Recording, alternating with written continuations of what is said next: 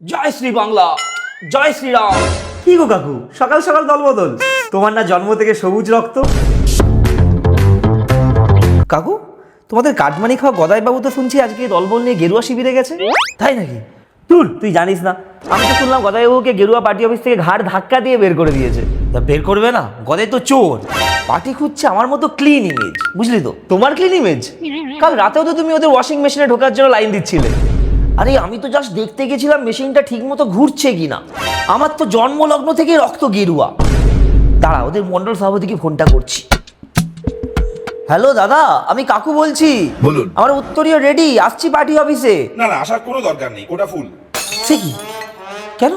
কালকে রাত্রেই তো বললেন আপনাদের মেশিনে ঢুকিয়ে নেবেন। আরে দূর মশাই, আপনাদের মতো মাল ধুতে ধুতে আমাদের মেশিনের মোটর পুড়ে গেছে।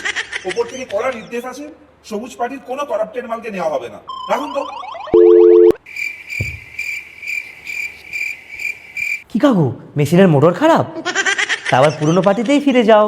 আরে গাধা, পুরনো পার্টিতে ফিরবো কি করে? ওখানে তো আর একটা লোকও নেই। আর কাল থেকে পার্টি অফিসটাও বিরিয়ানির দোকানকে ভাড়া দিয়ে দিয়েছে। সে কি গো? তাহলে এখন তোমার কি হবে কাকু? তুমি তো পুরো ত্রিশঙ্কু, এদিক ওদিক কোনো দিকেই নেই, না ঘরকা না ঘাটকা।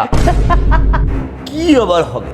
আজ থেকে আমি সুশীল সমাজ, একজন নিরপেক্ষ রাজনৈতিক বিশ্লেষক। নিরপেক্ষ রাজনৈতিক বিশ্লেষক তুমি? এই চ্যানেলটা চেঞ্জ কর তো, দেখি কোন চ্যানেলে প্যানেলিস্ট কম আছে। ঠিক আছে, ঘোরাচ্ছি।